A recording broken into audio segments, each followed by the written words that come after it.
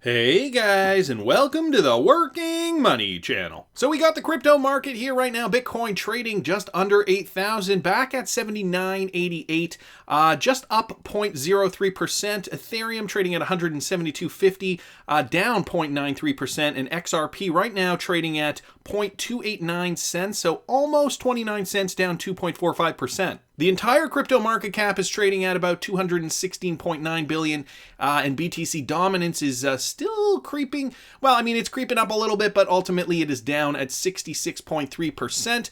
Guys, even though the percentage decline for XRP is greater than the rest of the market, XRP has been showing a significant rally in comparison to Bitcoin, and it's been continuing over the last few days. So guys, this is XRP on the daily, and guys, as you can see, since that drop on September 24th, XRP has rallied, and you can see that trend going up. Okay, it came out of this zone, and this zone is kind of outdated now. Now we're trading in that zone that was that stable 30-ish cent zone that XRP was trading in before this all occurred. So I'm actually going to move this zone up here just to show you guys. So this is a strong level of support for XRP, and we're trading back in this zone here. So between this I want to say 27.8, so around 28 cents to about 31 cents, okay? Trading in that zone here.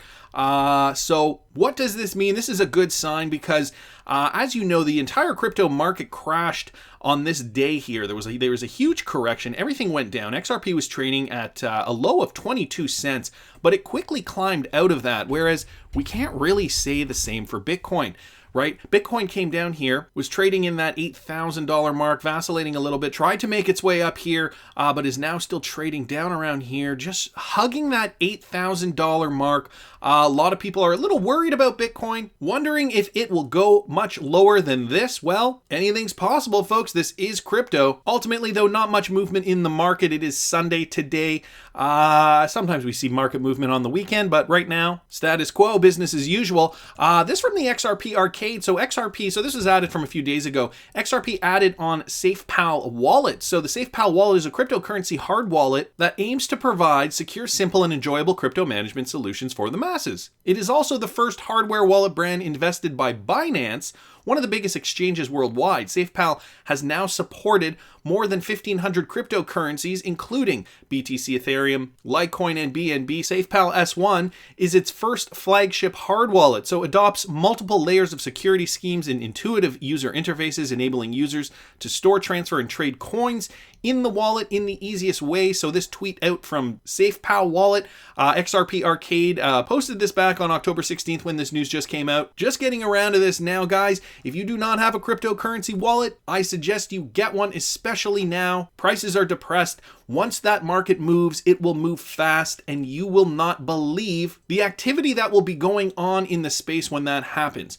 It might be difficult for you to get access to your exchange, depending on what exchange you're working through. So it is always good to have your cryptocurrency on a hardware wallet. It also keeps it safe from hackers. Guys, I use the Ledger Nano S. I have a link in the description. You do not have to use it if you do not want to. I'm not sure about SafePal. It's another option too for you guys. Just thought I'd put it out there. Crypto-XRP posted this. So Merrill Lynch is famous for coining the phrase "from Wall Street to mainstream." I'll be the first to coin the phrase "from blockchain to mainstream." I heard it from you first, Crypto-XRP. You are clearly the one to coin that. It is official. Timestamp down here, October 20th, 2019 at 6:26 a.m. You are the first. The Nasdaq lists an AI-powered index of crypto markets' top 100 performers. So more mainstream adoption coming to the crypto space. The Nasdaq Stock Exchange has listed an index of crypto's top 100 coins alongside traditional market bellwethers like the S&P 500 and the Dow. So powered by artificial intelligence, guys. The CIX 100 is designed by CryptoIndex.com to give Wall Street traders a quick and comprehensive view of the crypto market's real-time performance, the company said. The index had previously been listed by Reuters, Bloomberg, and TradingView, and it works without human intervention.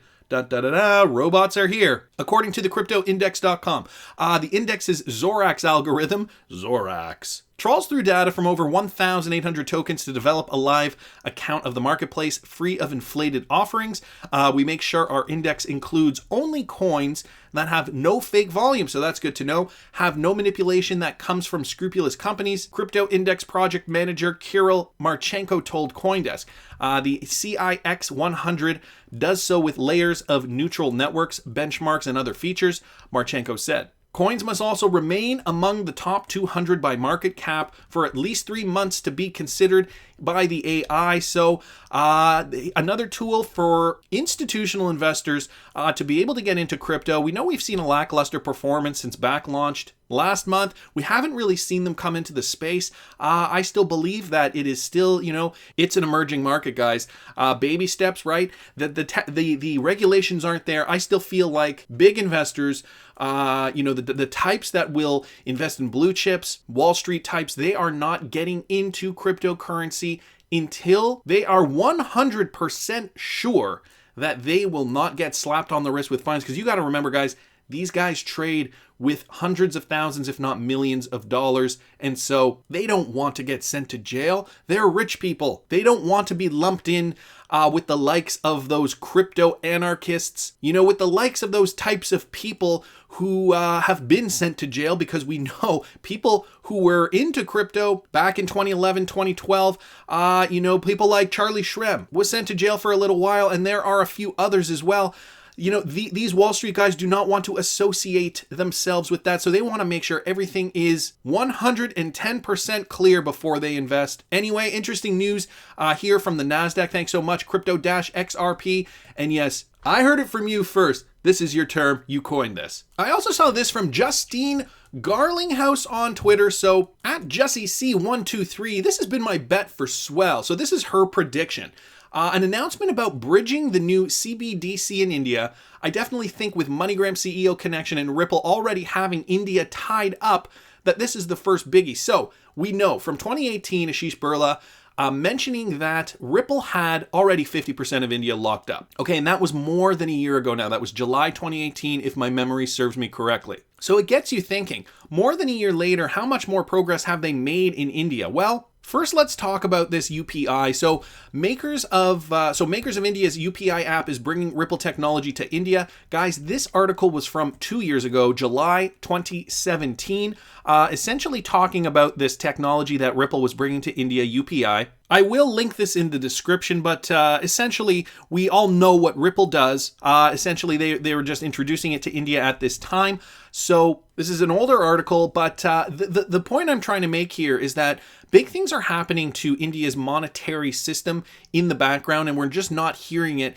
Maybe it's in the news in India. I don't know. I mean, we only get a small portion of the news here, and especially if you're English speaking, we get North American news, maybe some European news, but ultimately there's a lot that's going on around the world that I'm sure we don't even hear about. But anyway, this has to do with India's UPI app. So then XRP Hermit posted a thread here, and I'm just going to play you this video clip here. To studies done by the BIS, India did in 10 years what would normally have taken 46 years. So the first piece of this puzzle was the eKYC, which is essential to financial inclusion, because if people don't have an identity, they can't open a bank account or get access to financial services. The second part of this is the development of a payment system called Unified Payment Interface, which is a completely interoperable peer-to-peer real-time payment system, instant payments. And this was designed by the central bank and the banks themselves. But the uniqueness of this model is that big tech participates along with the banks. And therefore, it's a model where under the aegis of the central bank and banks, big tech participates. So today in India, last month, this platform did about 955 million transactions worth about $23 billion. And there were 6 players competing. There was WhatsApp Pay, which is a Facebook product, Google Pay, Amazon Pay, Phone Pay, which belongs to Walmart, Paytm, which is funded by SoftBank. So it's a very, very thriving thing. And this has shown that you can have an architecture where you get all the benefits that we talk about. We get convenience, we get instant payments, we get them cheap, we have instant provisioning, and you can do it within the system. So this is a way of doing it without necessarily disrupting the whole thing. And this has been very, very successful. And in fact, WhatsApp has launched it on a pilot basis with 1 million users.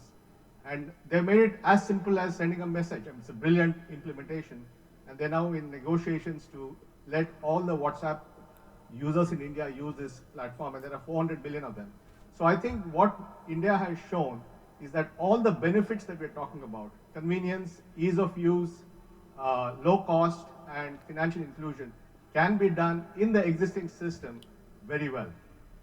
Wow, a lot of information there. So he talks about the UPI app, and he talks about India making progress, the same kind of progress that they made in 10 years usually would take something like 46 years. Now, 955 million transactions worth about 23 billion, I believe those numbers were what he was saying. We heard Paytm. We know Ripple's a partner of Paytm, but we also heard that there are some other companies using this system. There are a few clips here, so I wanted to give credit out here to XRP Hermit.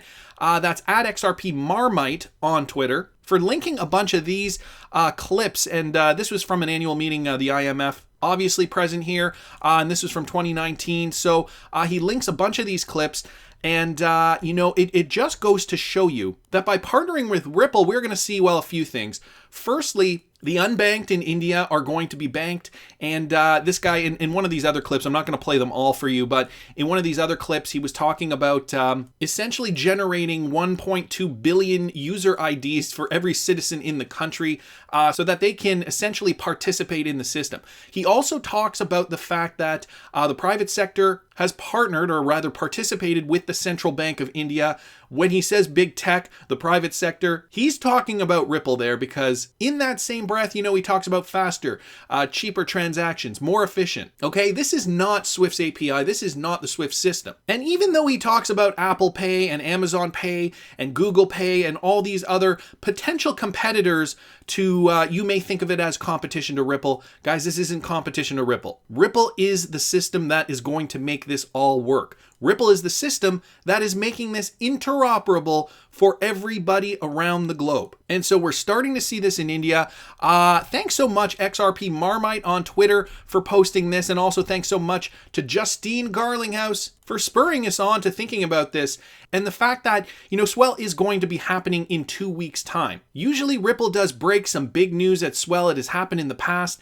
And, the months, or rather the weeks or days leading up to Swell, we do tend to see an XRP price spike. Let me remind you guys, in 2018, XRP spiked 300% in the days before Swell. It's all spec trading, but hey, there's nothing wrong with making a little money in a spec market, right? Anyways, I want to hear what you guys think. Please subscribe to the channel if you haven't already. Like the video if you like the content I'm providing. I always love hearing your comments. See you in the next one, guys.